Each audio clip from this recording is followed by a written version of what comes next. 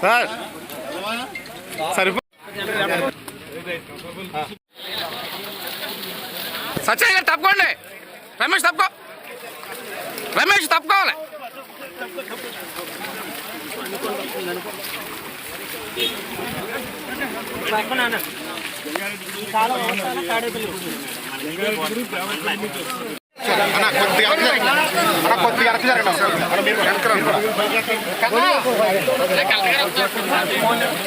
అన్న ఒకసారి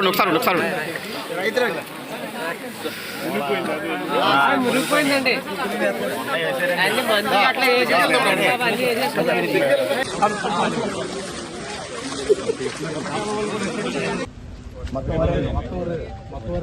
ఈ మండలంలో రమారమి 16,000 ఎకరాల పంట వరి పంట సాగు ఉంటే అందులో 13,000 ఎకరాల వరకు ఎఫెక్ట్ అవుతుంది అనేటువంటిది ఒక అంచనా.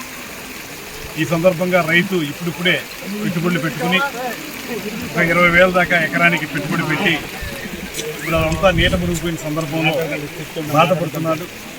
రైతును ఆదుకోవాల్సినటువంటి బాధ్యత గుర్తెరిగిన ప్రభుత్వం కనుక వెంటనే నేను శేషారావు గారు రావడం జరిగింది. ఇక్కడికి ఇవన్నీ చూస్తున్నాం. తప్పనిసరిగా కలెక్టర్ గారితో కూడా మాట్లాడాం. వారికి ఇన్పుట్ సబ్సిడీ ఖచ్చితంగా ఇవ్వాలనేటువంటి, వారికి కేవలం సీడ్ సబ్సిడీ మాత్రమే కాకుండా ఇన్పుట్ సబ్సిడీ ఇవ్వాలి. ఇన్పుట్ సబ్సిడీ ఇస్తే ఎకరాకి 6,000 రూపాయలు వస్తుంది.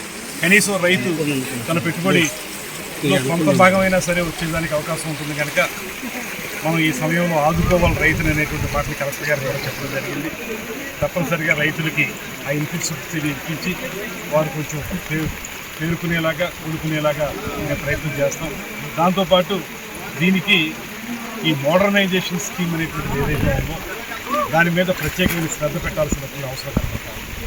ఒక శాశ్వత పరిష్కారం ఇవ్వకపోతే ప్రతి సీజన్లోనూ ఈ రకంగానే వస్తుంది.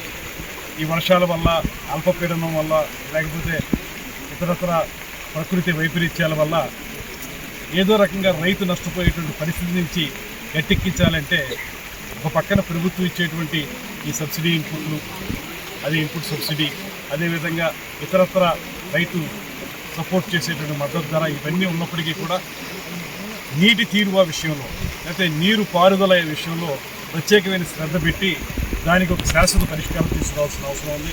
దాని మీద కూడా దృష్టి పెడతాం. గడిచిన 5 సంవత్సరాల కాలంలో ఆ ప్రభుత్వం ఈ రకమైనటువంటి శాశ్వత పరిష్కారాల మీద ఒక్కరోజు కూడా ఆలోచన చేసిన పాప అనుకోలేదు. కనీసం ఇలాంటి ఇన్పుట్ సబ్సిడీలు ఇప్పించేటువంటి ప్రయత్నం కూడా వాళ్ళు చేయలేదు. ఇవాళ ఈ ప్రభుత్వం అభివృద్ధి దృష్టిలో పెట్టుకుని చేసేటువంటి ప్రభుత్వం కనుక ముఖ్యమంత్రి గారు, ఉప ముఖ్యమంత్రి గారు ఇద్దరు కూడా దీని మీద దృష్టి పెట్టారు. ఇప్పుడు కలెక్టర్లందరికీ కూడా ముఖ్యమంత్రి గారి వల్ల ఆయన టెలికాన్ఫరెన్స్ కూడా పెట్టారు. టెలికాన్ఫరెన్స్లో కూడా విషయాలు చెప్తారు. దాంతోపాటు రాబోయే రోజుల్లో మోడర్నైజేషన్ స్కీమ్ కింద దీన్ని పూర్తిగా ఏటిగట్టు దాన్ని పటిష్టపరచడం, తద్వారా గళ్ళు పడకుండా ఆపటం.